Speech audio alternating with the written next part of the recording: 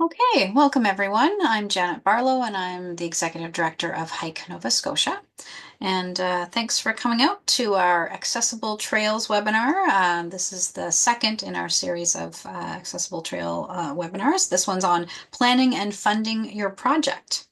And it is part of the Trail Sector Capacity Building Project run through Hike Nova Scotia's Trail Builders Network.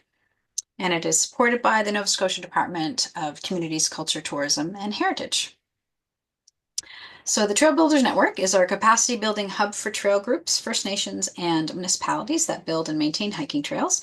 We represent the largest group of trail users and we represent trail building groups.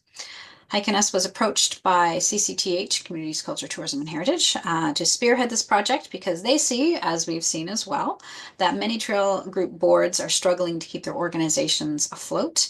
Volunteers are hard to find. They're aging out, and folks who just want to build and maintain trail, making their trails accessible can be a challenging or daunting task. So we hope this webinar series will help, and it's for all the groups in the trail sector. I do want to acknowledge that we are in Mi'kma'ki, which is the ancestral and unceded territory of the Mi'kmaq people. And the Mi'kmaq were the first hikers, and there are trails in this province that have been used literally for thousands of years. Little housekeeping. So this will be about an hour and a half in total. We'll ask you to keep your videos turned off to avoid distraction and visual clutter. Also, please stay muted throughout the presentation portion, just to cut down on background noise. And if you have questions, we'll answer those at the end, but we'll leave a good amount of time for those questions. And at that time, you can unmute and ask your question. Or if you're shy, you can always ask your question in the chat. And if you're having technical issues, there is a troubleshooting link in your confirmation email, and you can also try phoning in if you're having difficulty. So just before we get started, I will tell you a little bit about Hike Nova Scotia, really quick, I promise. Hike Nova Scotia, we are a provincial nonprofit, and we're trying to build a culture of hiking in our province. We strive to be the voice for those who hike, walk, and snowshoe, as well as those who build and maintain hiking trails. And we're all about hiking promotion, education, and just encouraging people to get out onto the trails. And we do this in a number of ways. We have our guided hike and walk series seasonally. We have our NS Walks weekly walking group program, the Hiking Summit Annual Conference, which this year is coming up May 30th to June 1st in Bridgewater. We offer a number of skill building in-person courses as well as webinars such as this. We have our International Appalachian Trail in Nova Scotia. We have the Hiker Challenge where you can earn badges, and our Young Hikers Club, and of course the Trail Builders Network. We are member-based, and paid members get lots of perks and discounts, and we also have website and social media that are great resources for hiking and trail information and events. And this is the list of the full list of the webinars in our capacity building webinar series. So we've had the first two. So we have a board series of 3 webinars. The first 2 have been offered already. The next one in that is going to be April 23rd. The first in our Accessible Trails series was offered last week, and tonight is the second. Then we also have one on mental health and trails and one on volunteer recruitment and retention coming up as well. So please do register for those and take part. And very, very soon, I am about to send out information on our trail group support project. We are going to have a couple of coordinators available during the summer to support a number of maybe 8 to 10 groups in improving their communications, helping with recruiting volunteers, and looking at some board governance work as well. And information will come out soon on how you can apply to possibly be one of those groups that we'll support. So this is a bit of a pilot project just to see how that kind of support could work for groups. So, but let's get to the good stuff, the reason why you're here. So our speaker tonight is Chloe McDonald, and she has a passion for recreation and inclusion, and she's found her niche working as a recreational therapist and accessibility professional.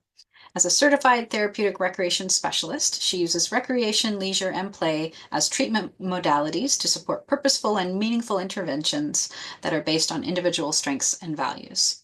Chloe is a designated professional with the Rick Hansen Foundation and owner of Accessibuild. So she provides accessibility education, consultation, and assessment of the built environment in all the places we live, work, learn, and play, and heal. And she believes that an accessible recreation is not only a human right, but something that contributes significantly to the health and prosperity of communities. Her goal is to be a driving force in building capacity and support, creating communities where everyone can thrive. Chloe delivered our first Accessible Trails webinar, more of an introductory webinar back in September, as well as the one we offered last week. And you can access those recordings on our website online. And so thank you for coming out again, Chloe. But before we get started, why don't we just do a really quick introduction of folks who are on the webinar. And I'll just ask you to unmute and just quickly say your name and organization and where you're located in the province. So I have top of my screen, I have Jacqueline. Hi, Jacqueline from Briar Island Trails Committee, Briar Island, and we are looking after the Big Meadow Bog Trail. It's a 1.5 kilometer loop. Thanks for joining. You're welcome. Thank you. And Doug. Doug Leone from Cox Hills Wilderness Recreation Association, and just outside of Sydney, Cape Breton. Great, thanks. And I have, oh, my phone is buzzing. I have Colette. Yes, hello. Yes, and your organization. I'm from the Brador Lake Biosphere Region Association. Great. Thanks for joining. And Joanna. Hi, everyone. I'm from the Nanaimo River Trails Association. We're just north of Halifax Stanfield International Airport in the infield and Nanaimo River area. All right. And Darlene. Hi, I'm from the Cape George Hiking Trail in Annikenas County. Great. Thanks for coming. And who? Melissa. Hi, my name is Melissa Trenum. I'm with Greater Dorchester Moving Forward, co-chair of our Trails Committee. We are in Sackville, New Brunswick, so just on the other side, but I'm a member of Hiking Nova Scotia, and I've hiked a lot in Nova Scotia. Anyway, and we learn a lot from you guys, really. So that's why I'm here. Wonderful. And on my screen, I have someone, the name on the account is Sunday Miller. Yep, that is correct. I'm with Kuma, and it's not necessarily trails. We do have trails. We have 320 acres that we're developing, so we just want to, redo some of our trails and then create others. Great, wonderful. I'm in Westfall. Okay, Westfall, okay. And thanks for coming. And Yarmouth County Trails. Hi, my name is Danielle Byrne, and I'm with the Yarmouth County Trails. I'm the treasurer, but do have an interest in improving our accessibility for our trail system of 87 kilometers. Thanks. Thanks. Did I miss anyone? I hope not. If I did, please speak up. Because the names bounce around on my screen, so the order always gets out of sync. Okay, I think we got everyone. Great. All right. So I will hand it over to you, Chloe. I will take myself off video. You don't need to see me. And take it away. Good. I'll apologize in advance. I feel like I have one of the couple hundred of flu bugs that are going around, so I might have to mute myself and cough every now and again. Thanks so much for coming and for taking the time to introduce yourselves. I really like that it's more of an intimate group because it really does give an opportunity to ask some questions. I'm certainly fine if you have a question as we're going. Just kind of pop off mute and share whatever you're looking to ask at the time. I might not see hands or the chat with being in presenter mode, but thanks again for coming. So as Janet said, I'm Chloe McDonald. I work in healthcare currently as a health services lead. My background is in recreation therapy, so quite a strong sense of the benefits of recreation and leisure for all individuals. My accessibility journey started when I had my son, Miles. He, like many babies, was using a stroller, and I was struggling to get in and out of buildings. And that was certainly a privilege that was my first brush with inaccessibility of our communities, but it drove me into switching gears from an interior design course into a Rick Hansen Foundation course. So that's kind of what got me here today, and happy to be sharing that with you folks. So goals of the webinar, going to go over some trail funding opportunities. These are grants and different sponsorships and things that can be applied for. I know as folks who are involved with various societies and volunteer groups that you may be aware of a lot of these. I'm hoping that there's some new ones that I've been able to find that will be beneficial for you, but we will go over those. Obviously, it would be a great world if we could just apply for grants and have all of our projects funded, but oftentimes that's not the reality. So we'll also bring in some fundraising tips, as well as getting into creative strategies for trails specifically to bring in funds, and then go over some low-cost options for accessibility.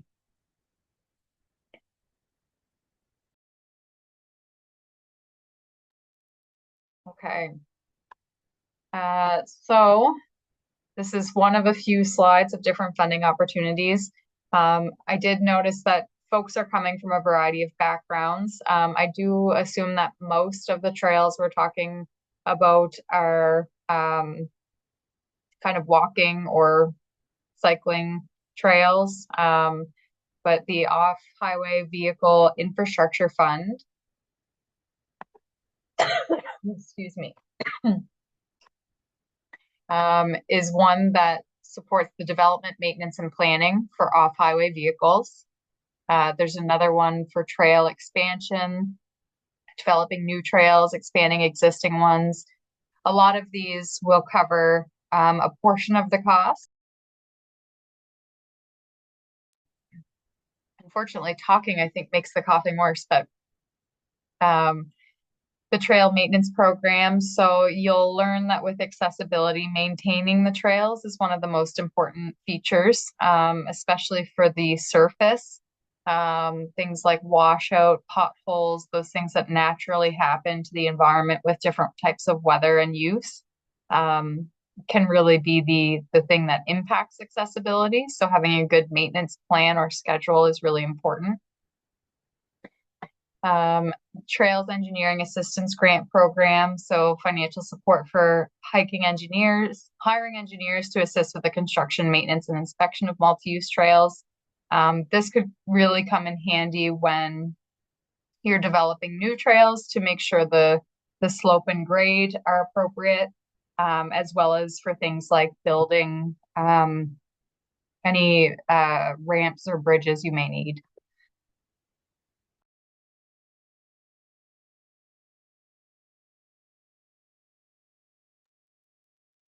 The Atlantic Canada Opportunities Agency, so they recently provided $3 million in funding for a hiking trail in Cape Breton.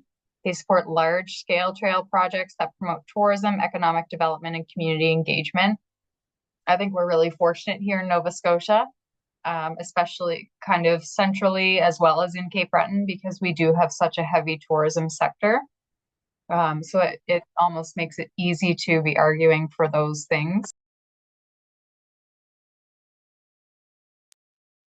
The Recreation Community Development Grants, so initiatives that respond to the recreation and physical activity goals and priorities of community. Similarly, the Community Recreation Capital Grant, which supports small-scale indoor and outdoor capital recreation projects less than $30,000. And I'll also mention that I'll be sending out these slides as well, so don't feel like you have to take notes. The McLean Foundation grant, so project showing promise of general social benefit, which may initially lack broad public appeal. So things like social welfare, education, environmental conservation, and the arts. Medavie Foundation, so community initiatives and organizations that improve the well-being of Canadians, focusing on some of the most pressing mental and physical health challenges facing Canadians. And I know there is a hiking and mental health coming up, and there is quite a significant amount of research around nature and mental health. So there's thankfully things that are easy to support with literature in terms of your applications. The Enabling Accessibility Fund, so new construction, renovation, or retrofit activities that will contribute to reducing wait lists for persons with disabilities to access programs, services, and/or support. There is a new, it's called PARX. It's a parks prescription that can be written by a variety of therapists, physicians, nursing staff, that will actually give you free access to any park under Parks Canada, which is really cool.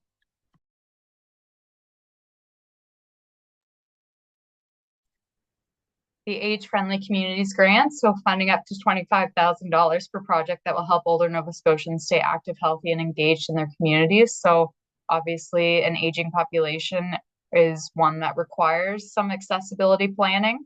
So very easy to argue the connect there. Active Communities Fund, so community-wide initiatives that encourage less structured physical activity and movement, which certainly hiking and nature would fit the category for. Canada Public Transit Fund.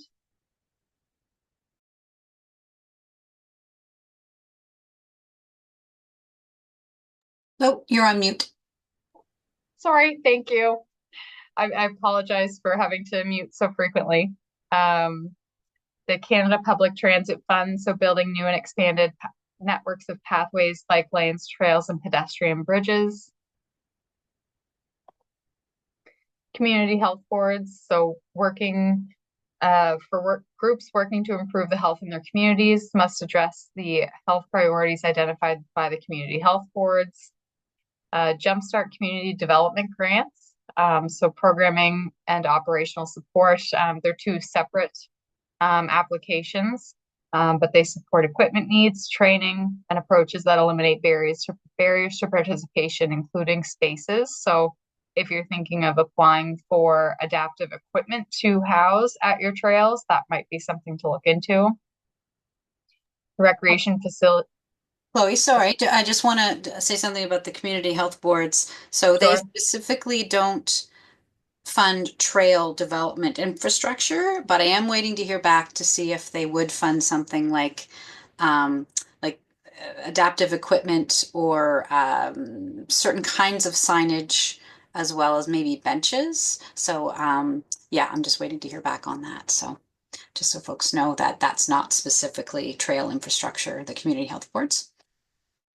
Another thing that and it might be good to ask first before I say this, but another thing that these boards typically fund are things like programming. So guided trail hikes are a feature of accessibility, especially for those with low vision or sight loss, and a variety of other disabilities. So if you're looking to fund someone to come in and do the guided hikes, that might be an opportunity there.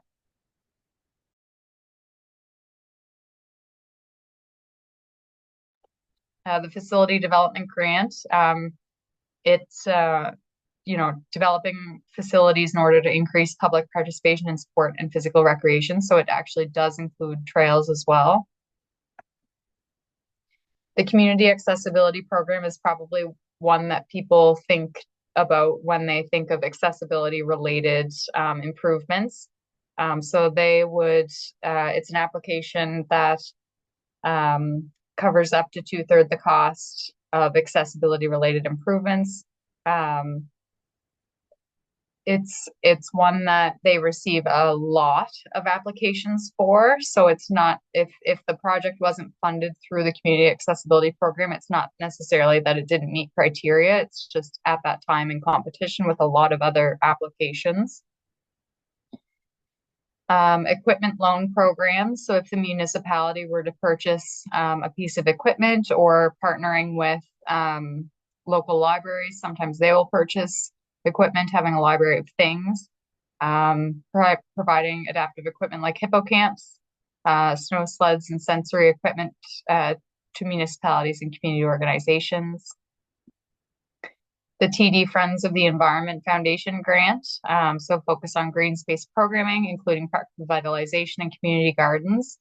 It could also support accessible trail projects, but one of the things that can also be beneficial for folks with vision loss or who are blind is sensory gardens near the entrance. So they can familiarize themselves and know when they're kind of getting closer to those key points.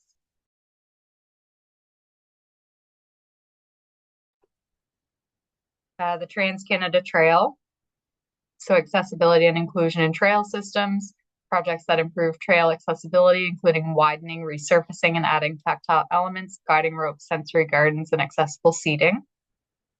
The IMBA Trail Accelerator grants, so funding and planning for trails with a focus on accessibility and multi-use purposes. And the Nova Scotia Recreational Trail Capital grants for funding for trails for planning, design, construction, and maintenance. I'm just going to move this around a little bit so I can see. So another one that's accessibility focused, this is the Rails to Trails Conservancy. They have an accessibility toolkit. If you go on their website, they have it there, and they also have a 60-minute webinar available that offers guidance on the different federal funding and different ways to make trails accessible as well. Obviously, if it was easy as just applying for a grant to get funded, that would be great. Obviously, that's not the case. A lot of times, recognizing that folks are working with very limited resources, both financial and person.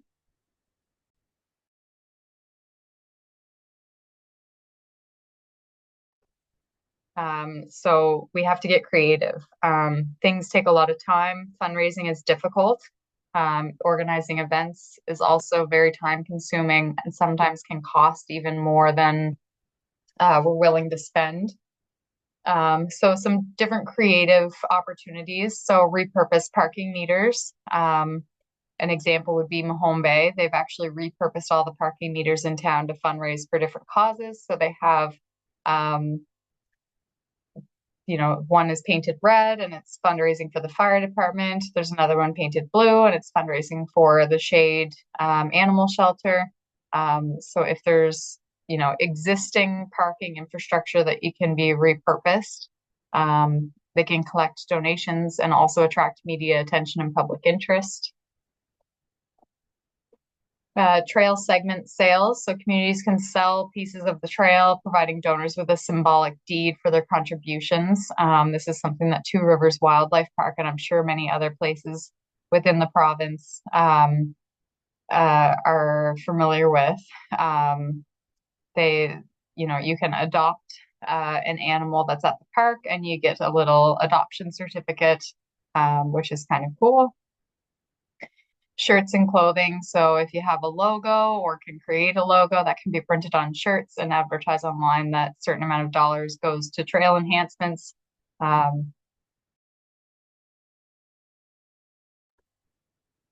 There's a lot of businesses and organizations these days that will use unique clothing, art, bags, different things to raise money. I'm just going to check the chat here. Oh, I see Yarmouth County Trail with publishing pamphlets. Yeah, that's a great idea as well, because if you have physical materials, you can highlight the different accessibility features of the trail. Partnering with local businesses. So a lot of times there's hamburger deals or sandwich of the month. $2 from every hiking boot sold at X store contributes to X redevelopment project. Local restaurants, I feel like, are very supportive of different opportunities to raise money for things that are happening in their community. Event ideas. So bringing people out to your trail serves a few different purposes.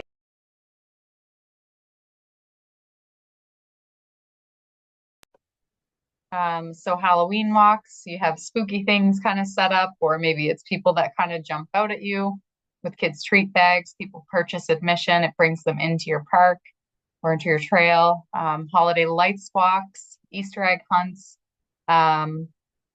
All of these things you would kind of charge an admission for, not only to recoup any of the costs that you've incurred, but to ultimately raise money for your project.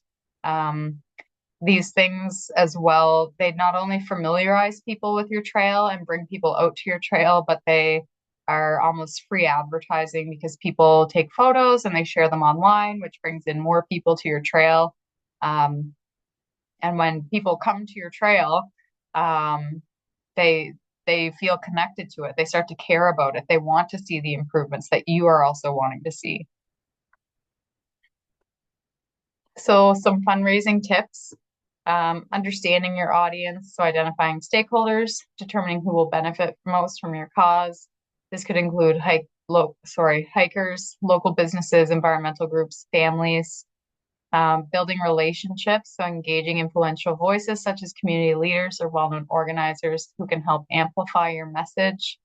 And even before that, really determining what your project is and what's your elevator pitch for it. So, you really want to be able to identify, this is what we're raising money for, and having that voice. Creating emotional connections, so sharing stories that highlight personal experiences of people who would benefit most from the project. We're in the middle right now of fundraising for a fully accessible playground in our neighborhood, and we're highlighting a lot of the local kids who aren't able to engage, whether it's at their school or in the different community playgrounds here locally. And it's, it shows you what the impact is, because often we don't think about the impact if it hasn't impacted us. So find that impact story and share those stories with people. Make participation easy, so host events like community hikes, cleanup days, etc. Communicate effectively, so having a Facebook page, a newsletter, public meetings to keep people informed and excited about the progress. Often municipalities can support you in sending out things like paper newsletters to folks in communities in the area of your trail.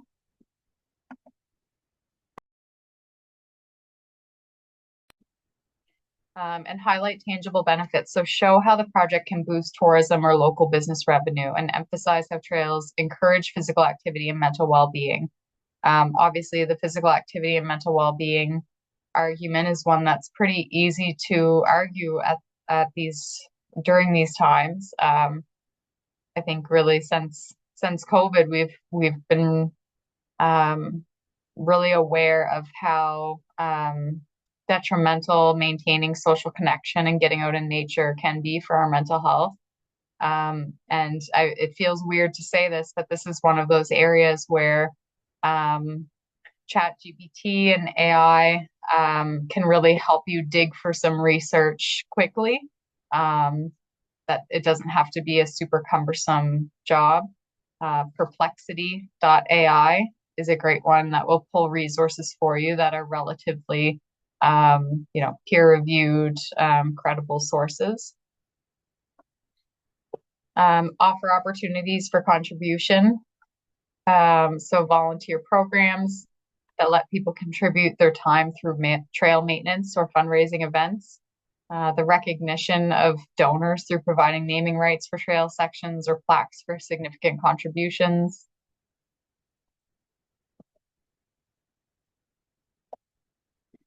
And then moving into low-cost interventions. So in our last webinar, we did talk a little bit about where do we even start? So before getting into the low-cost things, you know, accessibility starts in the parking lot. So when you're thinking about how do I make accessibility improvements to my trail, you know, how do people access the trail? Is there a parking lot, or do people park on the side of the road?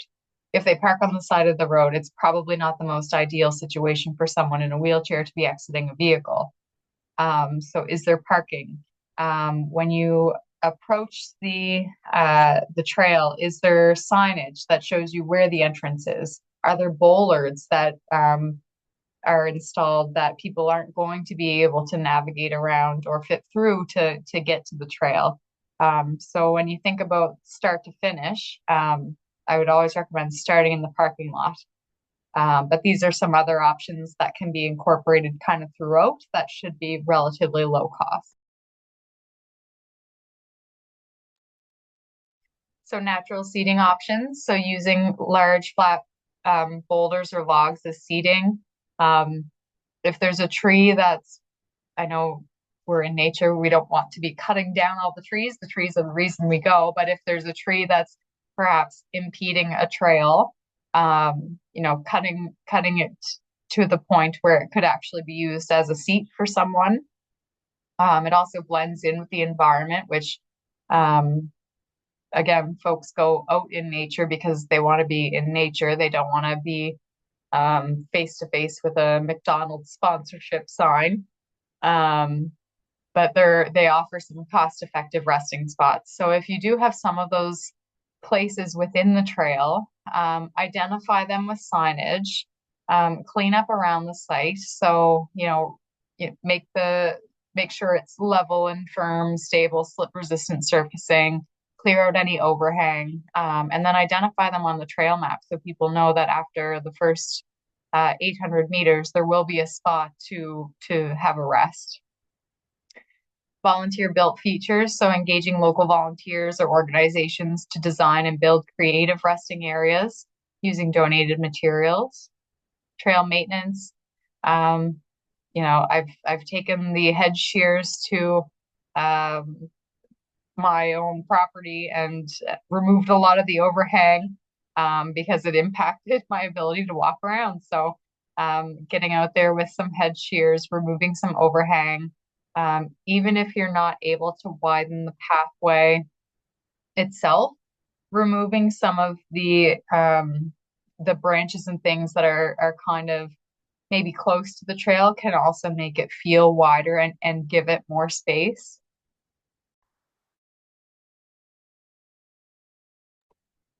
Rope navigation system. So I know rope also isn't very cheap, but installing ropes along trails can act as a tactile guide for, I should have term checked this when I put it in there, but for folks with vision loss or blindness to help them navigate uneven terrain. It can even take them the full extent of the trail if there isn't uneven terrain. Guided hikes, so organizing guided hikes led by staff who can assist people with disabilities in safely exploring the trails. So that's where some of those programming grants might come in handy. Gear libraries, so I know for trails, it's certainly, you know, there's not necessarily a storage shed where you can be storing these things and someone responsible for lending them out. But if you are nearby a library or a recreation facility that might have them, or that you might be able to obtain through different grant applications, having different gear available for folks can also encourage their participation.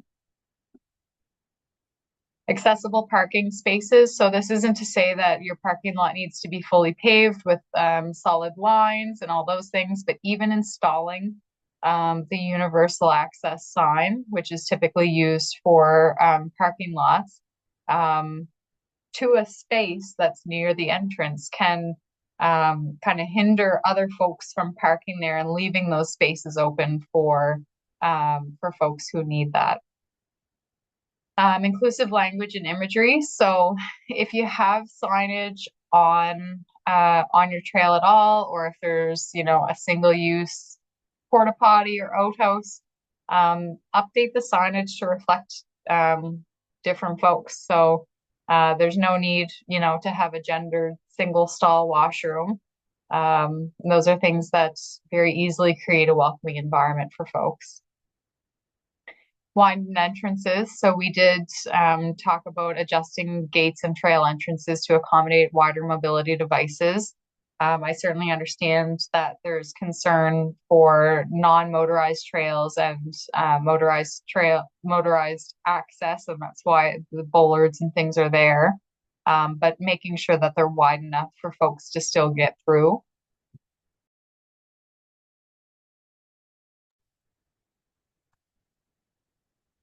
Trail descriptions. So this might be one of the biggest things that you can do to support accessibility for your trail. So whatever your form of communication is with people who may use your trail, make sure your accessibility features are outlined. It's not to say that, you know, if you have a trail that doesn't meet, you know, fully accessible criteria, that someone may not have a caregiver that could actually support them in getting through. But they can't make that decision if they don't know. If there's someone who, you know, requires a washroom, and you have one, but it's not listed, they're probably not going to go just to find out whether you do or not. So having those things available online, wherever your information is housed, as well as on the trail signage itself when you get there, people can make the decision that's best for them. Removing obstacles. So again, this is where the maintenance comes in. Clearing fallen trees, branches, and debris keeps trails navigable for all users, including those with mobility aids. Trail care events, so organizing care days to perform maintenance, repairs, cleanup, fosters community involvement, and improves the trail accessibility. Tactile markers, so adhesive raised dots or ribbons can be used to mark trail junctions or changes in terrain. So again, that's just helping folks make the decision that's best for them. A lot of times the accessible portion of the trail,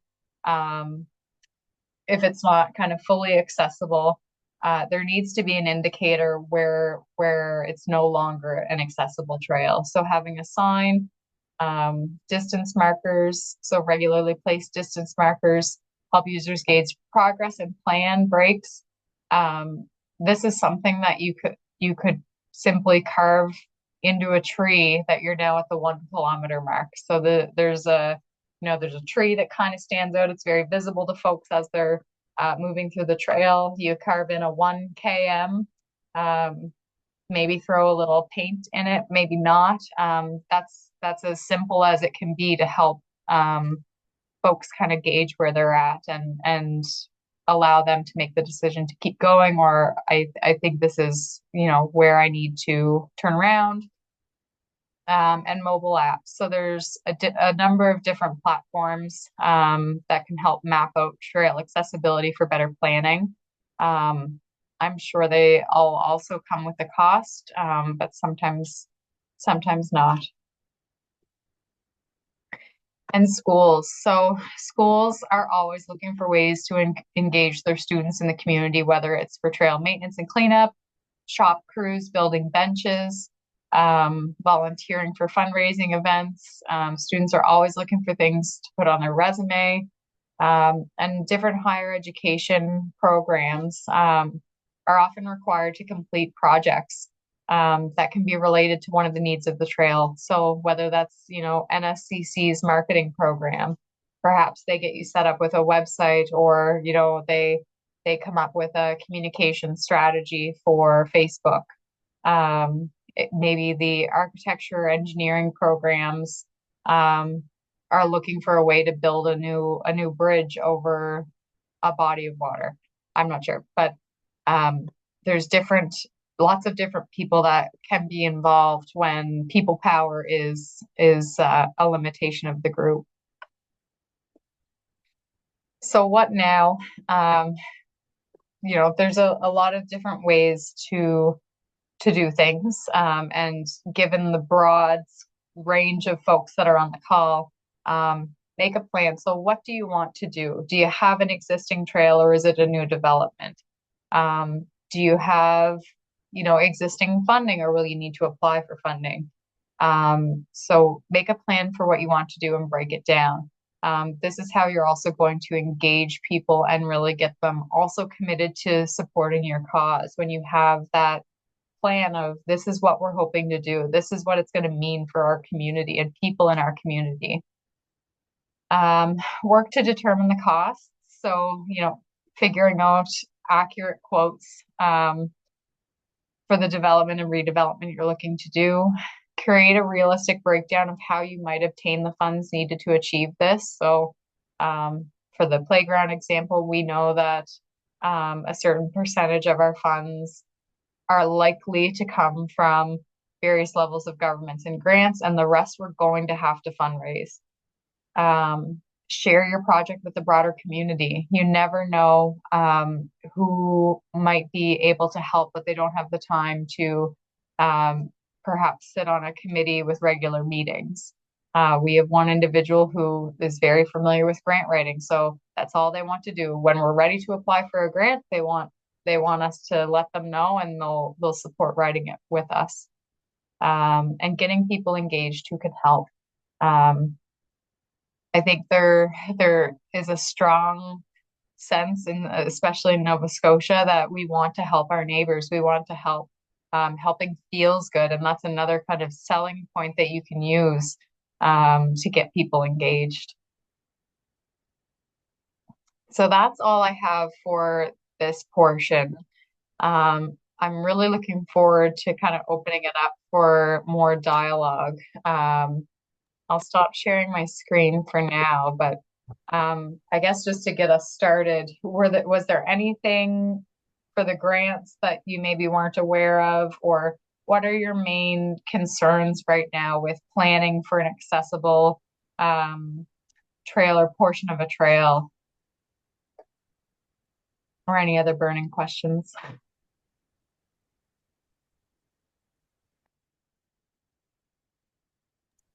I think while we wait for folks to pipe up, just want to let folks know that that parking meter idea. So Kepik Mountain, they actually have, it's similar to a parking meter, but you can swipe your card or put in change or whatever, and they ask for people to donate at the trailhead at Kepik, and it's really a really cool idea. And I do have information on where to get a similar meter. It does cost, but over time, it would likely, pay for itself and then some. Okay, so we have, is that Danielle? Yeah. Thank you, Chloe, for the presentation. For us, in terms of 87 kilometers, I don't think it's possible, or it's not possible right now to do all 87 kilometers. We've redone the rail bit, and we get monies, and it's a multi-use trail. So obviously we have motorized and non-motorized traffic. My question to you, though, is when we look at, and this was probably covered in your first one, which I missed, in terms of design and the checklist. I did review the checklist really quickly before coming on tonight. I can look at the trail based on a checklist. I'm an able-bodied person. I can walk, I can, use an ATV, I can and do whatever. But is there a group out there that actually looks at the trails that might not have the same ability as myself to be able to look at the trail from their lens? And that's one of the things that I think our group is challenged with.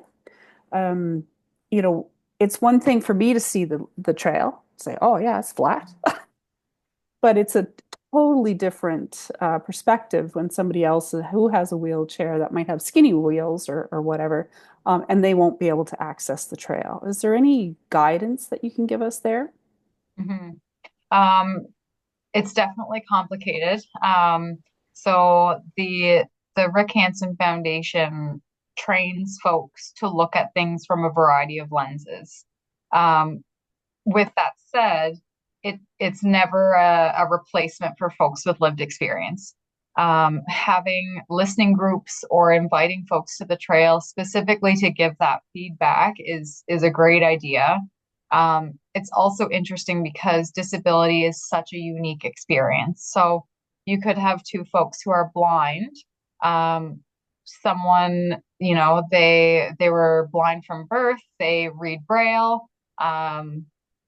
There could also be someone who lost their sight and they actually do raised lettering because they're familiar with the alphabet. So like that's just one small example of how disability and experiences can be different. So even with folks with lived experience coming out, you're never going to capture everyone's experience.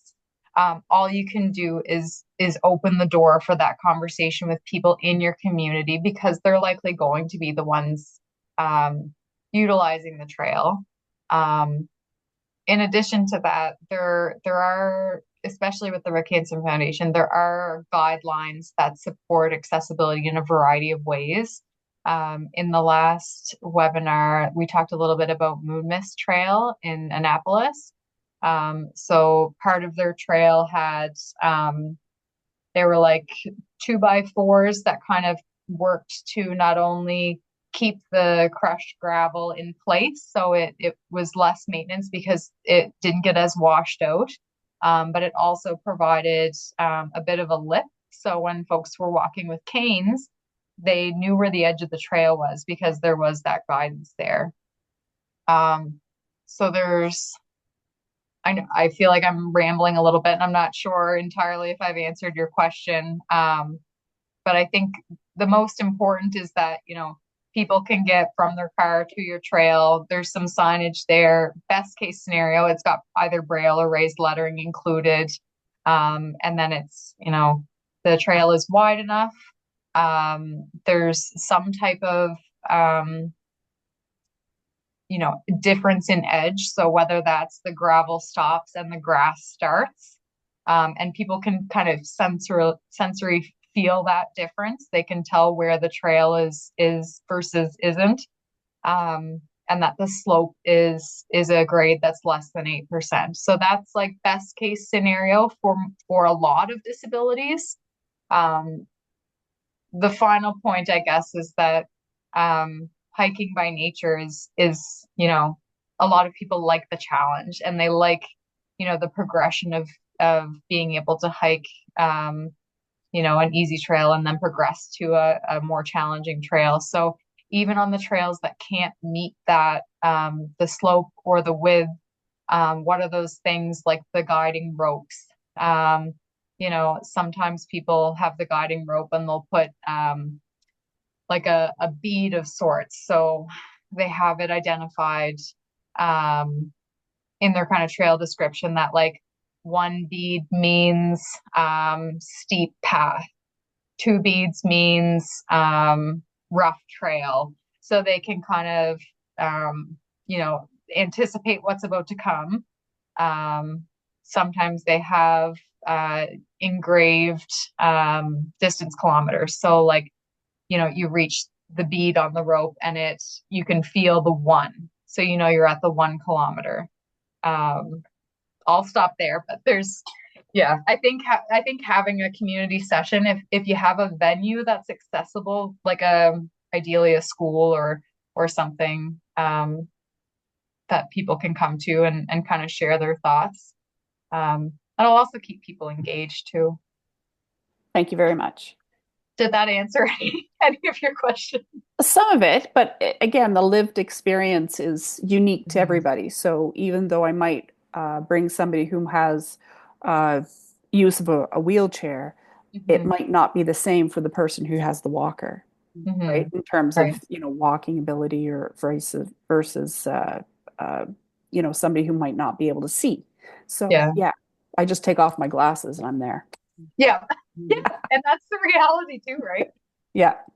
I'm really noticing it. I'm trying to read books in bed to my son, and I have my glasses on, but the lights are off. So when it's like black on blue on a dark night sky and I'm trying to read, it's not accessible. No. It's those little things that we don't realize part of our day-to-day life that, anyone can benefit from. Yeah. Thank you very much. You're welcome. Chloe, and also just to point out too, and this was covered in the last webinar, but that the Rick Hansen Foundation has a list of Nova Scotia-based consultants or people who are trained, and they may be available in whatever capacity to Mhm. come out and talk to you about your trail or walk through a trail and assess it or give some recommendations. So that resource is out there too. Mhm. And there's also there's folks with lived experience who also have the Rick Hansen Foundation certificate. So that's kind of the best of both worlds. Mhm. Any other questions there or comments? I also just wanted to point out too that in the case of fundraising, um, that the whole process of fundraising, especially for folks who might be new to it, if you can find an old application that someone in your group has used, and just copying and pasting some of that language can save you some time. But for those who are new, and maybe it's a new organization, I think Acoma possibly Sunday, maybe, I don't know if you're new to the trail fundraising, but Hike Nova Scotia does have some making the case verbiage that we often use that we're happy to share, just so that at least you don't have to spend time coming up with a page of rationale for why, because grants always ask that stuff. So there are lots of resources like that. Yeah, we are, to a certain extent, yes, we are new. And I think part of it is part of the building that we're doing and trying to create trails. I mean, we're, putting in a long-term care facility. So we'd like to have trails for the seniors where they can walk. And so that difference, but then, it's also close to a daycare, where and children and then children who are autistic. And so then the whole question is, how do you do the trails for children who are autistic and have sensory um, challenges? Like, what are the things that we need to be aware of, um, so that when we're putting the trail in place, we're not necessarily triggering a child. And so I guess that's part of sort of why I'm on the call, trying to get an idea of how we can ensure the accessibility for those sorts of things as well. Mhm. Certainly not the case for everyone with autism, but there are children with a variety of disabilities who are runners. Yeah. So it's difficult, but having a fence, if you have a fenced area, is very helpful. I know in the natural environment, we don't always want to be um, putting in things that aren't natural, like fencing. You can get wooden fences and different things like that. Having quiet spaces too, that someone could go if they are feeling overwhelmed or overstimulated. Supporting people, if they have headsets that kind of help them um, drown out some of the other noise. And the fence, I mean, with a long-term care facility, it can serve dual purpose, especially if it's, if folks are able to go kind of independently as they please. Um, uh, yeah. So are you suggesting that we have headsets available? Not necessarily. Okay. I think students who would be going to the school who have those needs identified would probably have their own equipment. Okay. Or the school might be able to provide those for them. And I don't want to make it sound like the fence is like the only thing to consider. Um, I think nature is a great way, especially when there are those kind of protections in place for kids to explore the way they want to explore without worrying about running or doing other Yeah. things. Yeah. I mean, and it's not something that, I would have thought of, because I guess the idea would be, into the woods to have a calming effect, but it Mhm. could also, backfire. And one of the things that you need to sort of be aware of and have in place to protect them, and that sort of Mhm. stuff. Yeah. Mhm. Okay. Thank you. It's just one idea. I definitely I could do some more digging on it. Um, and the Rick Hansen Foundation is putting out a whole new guideline on sensory friendly environments. So Okay.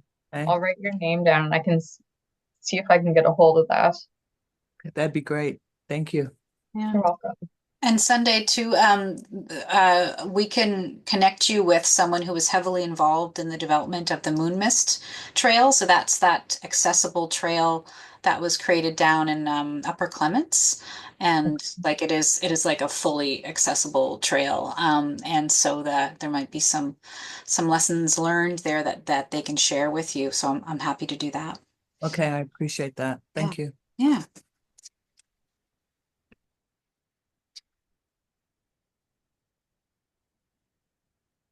I'm curious, do people have experience, like what has been folks' experience in funding their trails thus far?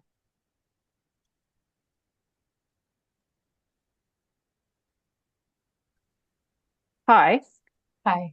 So we've been doing trail work for 23 years in the Yarmouth area on the rail bed. And we've been successful in maintaining our 87 kilometers for those, especially after we first developed it. And sometimes you get a really big application, you get lots of money, and lots of money becomes lots of problems as well because you're, I don't know, I can't say like, your volunteers sort of dwindle down to say, oh, you got a contractor for that now. So we don't need to be out on the trail. So then you don't have as much community engagement, or at least that's what I've found. Mhm. But now it seems to be that especially since COVID, I think there's a better realization of the importance of having outdoor spaces that people can go and explore and have some fun or just be out on their own and enjoy nature. So I find if you can write that into your application, I like to look at strategic directions and I'm one of those people that love to write applications. So not that I'm offering We love service, you. not that I'm offering services, but certainly, when you look at or an organization, for example, I always look at their strategic direction. So, for example, the Community Health Board, obviously, they have their strategic direction, they have their values. Use those words in the application because that's worth points. And so, when a person grades your application, they're looking for accessibility, inclusivity, equity, diversity. Are you including all of those words? And are you actually doing something with that? Like you can include them, but are you actually doing something? So, it's important that we've been successful, which is great. Will we be successful in the years to come? Hopefully. But I do a lot of copying, pasting from one application to another application, spinning it this way, spinning it that way, and making sure the action plan meets the strategic direction for the trail. That's great input. And I think like it's, it's as simple as applying for a job. So they've got the job description and it's your job to sell how you fit that job. Yeah. So that's definitely really important. Another thing that I was on a call with Abby Brothers earlier, who is a trail consultant, I believe. She said that she's very open that if folks want to call her, she is able to walk anyone through the application, make sure, they want to build great trails. They want people to be successful in their applications. So I would hope that that would be similar for any of the grants that are available, that people are at least willing to make the time to meet with groups who are interested in applying. And I think her main point was like, so long as it's not 2 weeks before the deadline. So getting things in early, setting up those meetings, it also puts faces to names. When they see your application come through, they remember that you were eager and you reached out and you were really hoping to make this work. So yeah. Yeah, and just so folks know, Abby Brothers is the trail consultant with the Department of Communities, Culture, Tourism, and Heritage. So she would be the person who would be viewing all of those various. I think there were about 4 different grants that they offer through that section of Communities, Culture, Tourism, and Heritage. Mm-hmm. Yeah, she's good to work with. Mm-hmm. Yeah. I was just going to say getting funding can be a challenge because there's a lot of groups looking for funding and there's not always a lot of money to go around. Mm-hmm. So it makes it a little bit of a challenge. But we found a good fundraiser in the last 2 years for our own trail network. So that's been doing well for us. And we plan on hosting it again this year. And we've had thousands of people turn up for it. The first year we weren't quite prepared because we had so many people show up. But we were certainly thrilled to see so many people, and it went off without a hitch. So we were quite happy with that. And we plan on hosting it again this year, which will be our 3rd year. So you may have seen it online at some time. It's a jack-o'-lantern walk.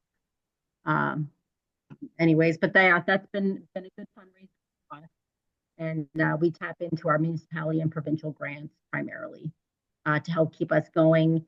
And we are relying mainly on contractors to do most of our work, especially for building new trails, because there's no way that we could ever do that as a volunteer build. Our trail network is a little more remote. It's non-motorized. So we have a much more challenging time getting any materials in to do work. And sometimes that is a deterrent for volunteers because they don't always want the hard labor. Mm-hmm. Yeah. I appreciate. Sorry. Go ahead, Melissa. So we've just really been developing. There's 10 trails we've developed over the past 3 years, all with our volunteer based, all our own blood, sweat, and tears, all with no money. So we've been very fortunate, but we're at that point where it is maintaining trails. We need money. So some of the things that we've started to do is we actually partnered with the penitentiary, and we paid for the supplies, and we had inmates actually make us benches. So we are now posting those benches for a donation, taking a donation for someone to make them like a commemorative bench. So for $250, they can buy a bench and have it. We get plaques made and with photos of a loved one. But I like the idea of having maybe a corporate sponsor one of those benches. So we didn't really think about that. So that was something interesting. So yeah, we've been very fortunate. Or we also started hosting we do movie nights. So all kind of trails related.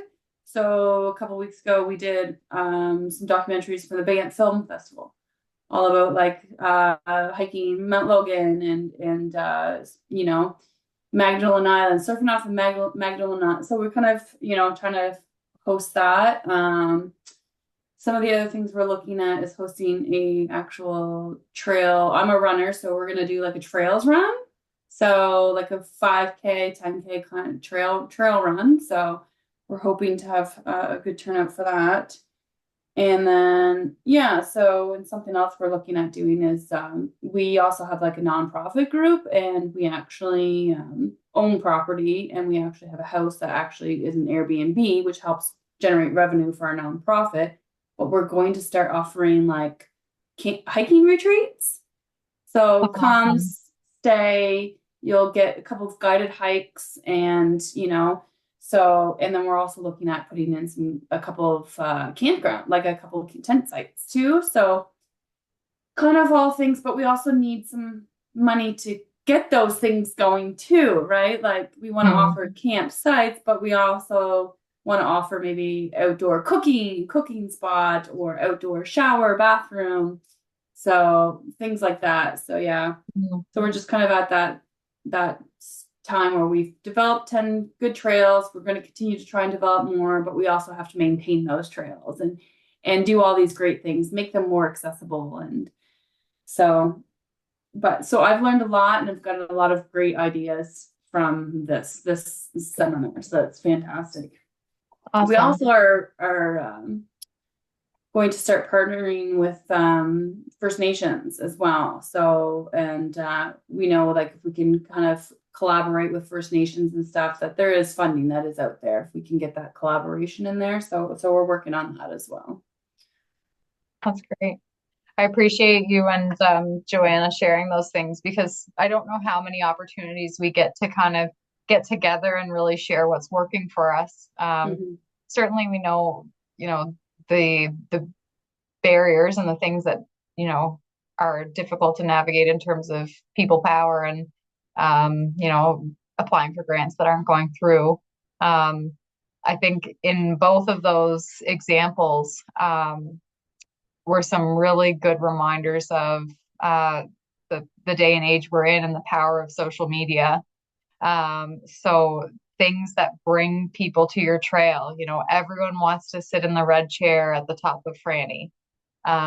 Everybody, I'll never forget, I went on a kayaking excursion in northern Vancouver, and this is going to sound hilarious, but I will never forget the washroom that they had set up there, which was kind of enclosed, but from the shoulders up, I could see it was the most beautiful setting I've ever seen.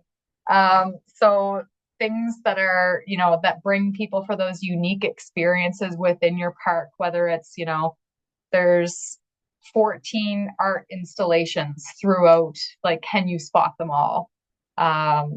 Photo ops, different things like that, really bring people to your trails and keep that engagement in the community going.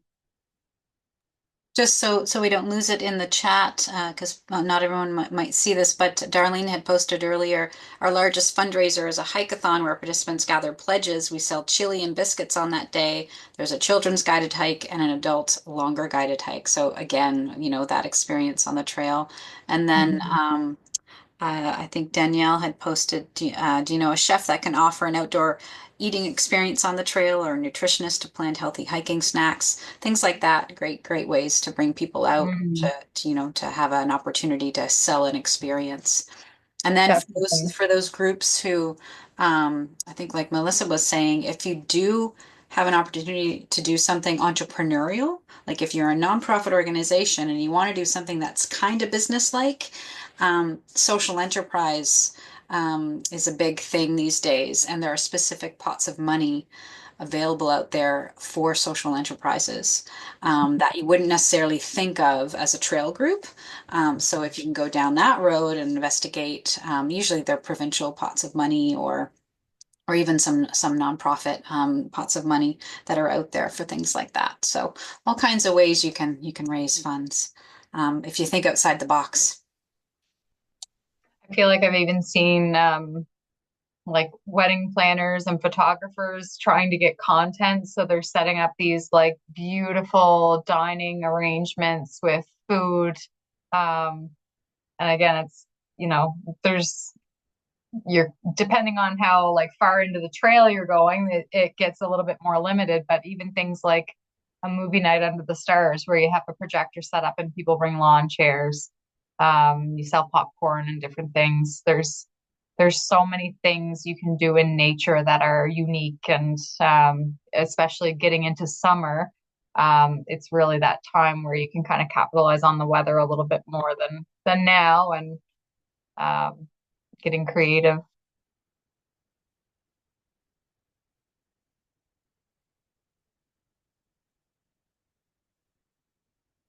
Does anyone else have anything that they feel worked really well for um, either kind of different creative fundraising things, or any tips they've learned along the way?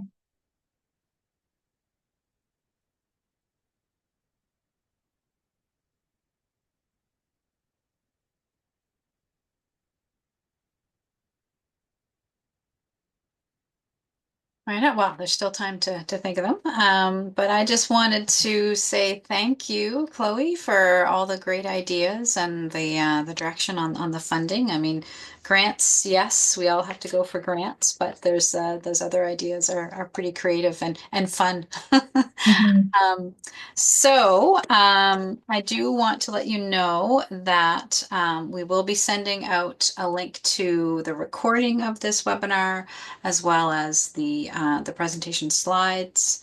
There'll be a list of resources as well, links to some of the things that we've talked about, as well as a feedback survey. So that will be going out in the next couple of days. And then, of course, there are the previous webinars that we had. And the part one, I guess, was last week, and as a even more introductory one, last September we held a webinar, so that is on our website as well, just to give you sort of more of a grounding from the basics of trail accessibility. So those resources are available, and please sign up for the additional webinars that are coming up as well. Yeah, unless there's any other questions. Any final words, Chloe? I think that's it. I think there's lots of different ways to get involved, to do creative things that'll bring in funds for your trail.